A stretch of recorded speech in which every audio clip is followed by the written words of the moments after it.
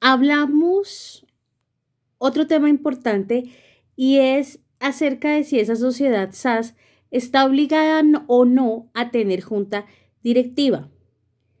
Salvo que los estatutos sociales se haya establecido otro acuerdo por la existencia de este cuerpo colegiado, no está obligada a tener junta directiva. Tendríamos que revisar qué señalamos en los estatutos, pero por norma no está obligada una sociedad SAS a tener junta directiva.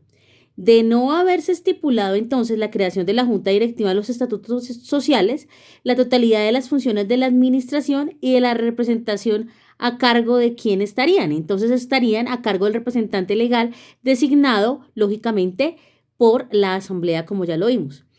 ¿Cuál entonces es el número mínimo de miembros que se requiere para integrar una junta directiva de la sociedad SAS? La junta directiva, entonces diremos, puede integrarse con uno o varios miembros respecto de los cuales podrán establecerse las respectivas suplencias en cada caso determinado. ¿Cómo designamos los miembros de la junta de la directiva de la sociedad por acción simplificada? Pueden ser designados por el cociente electoral, por las mayorías, como ya lo vimos, por votación mayoritaria, o por cualquier otro medio que los accionistas hayan previsto en los estatutos. ¿Qué responsabilidad tienen los administradores de una sociedad por acciones simplificadas? Ya vimos la generalidad y las funciones de los administradores dentro de la sociedad. Ahora vamos a ver la responsabilidad que tiene el administrador dentro de una SAS. Los administradores tienen las mismas responsabilidades contenidas en la ley 222 del 95 para los administradores, es decir, las mismas funciones que ya hemos visto para los administradores dentro de cualquier sociedad como órgano dentro de una sociedad. Recuerde que el administrador es un órgano dentro de la sociedad, entonces tiene las mismas funciones que ya hemos visto, que señala el Código del Comercio dentro de las generalidades para el órgano social de administradores. Quien no sea administrador puede tener la responsabilidad de administrador en una sociedad SAS.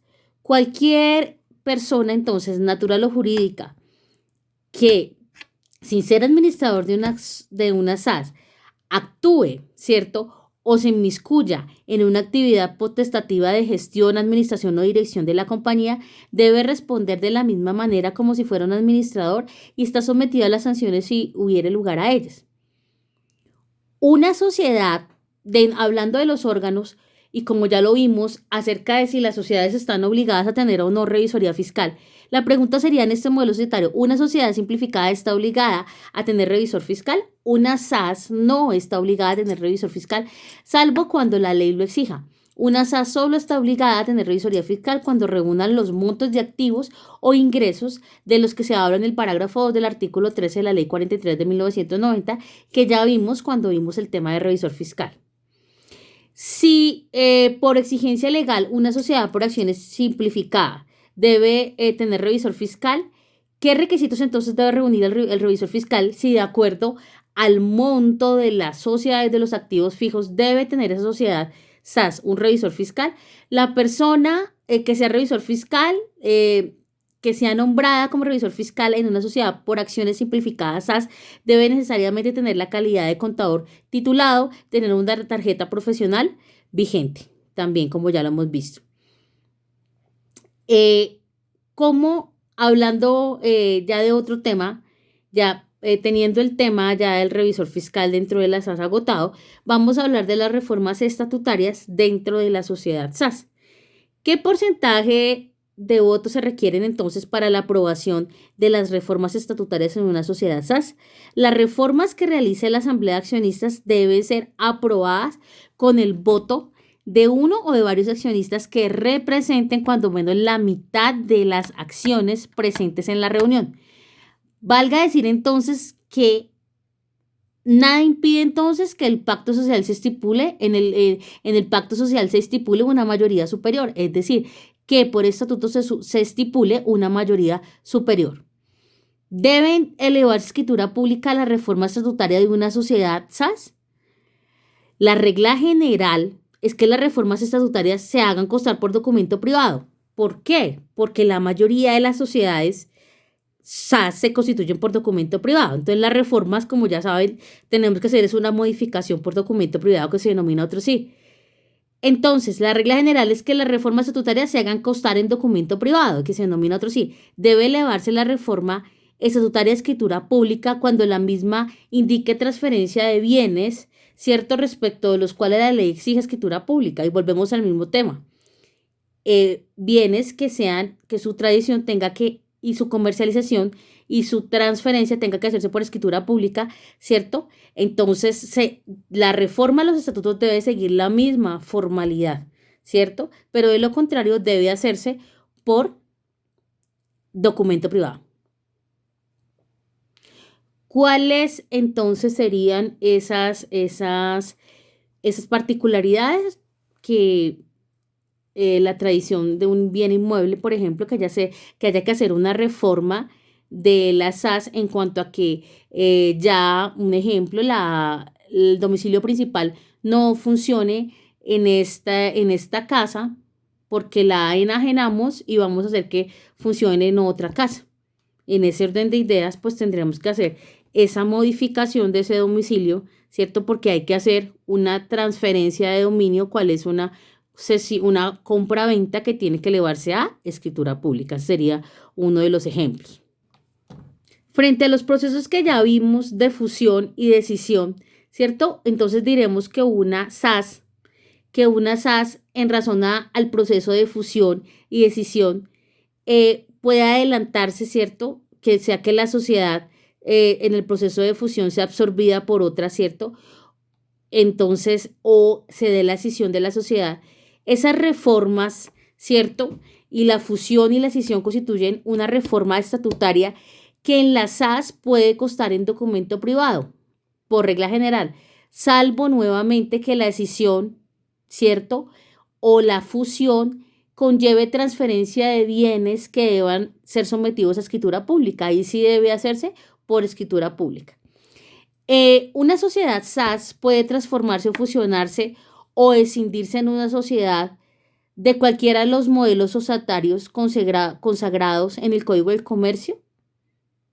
Entonces, diremos que sí puede una SAS, puede que fusionarse, escindirse o transformarse. ¿Cuándo qué? Cuando la decisión sea adoptada por la Asamblea de Accionistas de manera unánime. Es decir, sí puede entrar una sociedad SAS en un proceso de transformación, de fusión y decisión, solo que como es una decisión de fondo, tiene que tomarla la mayoría de los accionistas. La fusión de una sociedad, entonces, se dará de esta manera.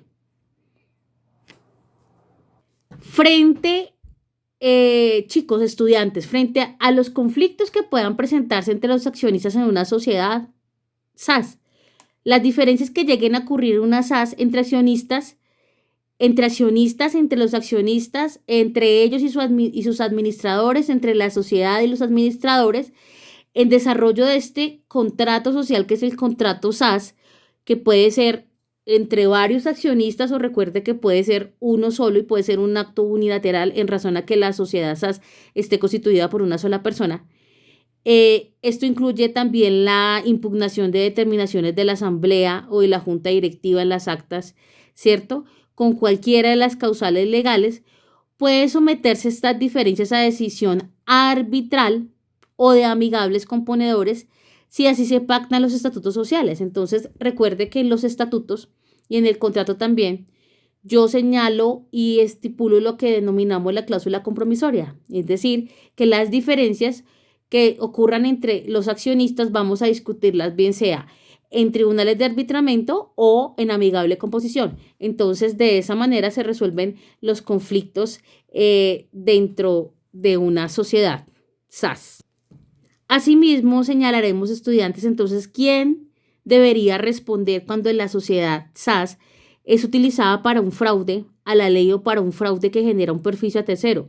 Los accionistas o los administradores que hayan realizado, participado o facilitado los actos defraudatorios responden por las obligaciones nacidas, ¿cierto? De manera solidaria también por las obligaciones nacidas en esos actos y por los perjuicios que ellos mismos causen porque los causaron directamente. En razón a ello, de esta manera se da la responsabilidad de esos actos defraudatorios como accionistas dentro de la sociedad SAS. Hablaremos también en la práctica acerca de esa remisión normativa, es decir, ¿a dónde acudo yo cuando en la vida profesional como abogado tengo que crear una sociedad SAS, elaborar unos estatutos, elaborar un contrato? En una sociedad SAS, ¿cierto? En razón a que yo encuentre silencio en los estatutos, que no encuentre en los estatutos la normatividad o las reglas o las directrices que debo seguir para el funcionamiento de esa sociedad, conforme lo señala el artículo 45 de la 258 de 2008, que regula el modelo societario, debo acudir primero a la ley 1258, luego acudiré a los estatutos sociales. Lo que no encuentre allí, puedo recurrir en lo que sea aplicable a la sociedad, a las reglas aplicables a la sociedad anónima y también a las disposiciones generales que rigen las sociedades comerciales en general, en cuanto a esas disposiciones generales no sean contrarias o contradictorias con la norma particular. Es decir, en cuanto a esas recomendaciones o esas normas, no recomendaciones, perdón, sino esas normas generales del Código del Comercio no estén en contravía, por ejemplo, lo estipulado de la Ley 1258. Entonces, debo por remisión normativa, aplicarlas en ese orden que ya las señalamos precedentemente.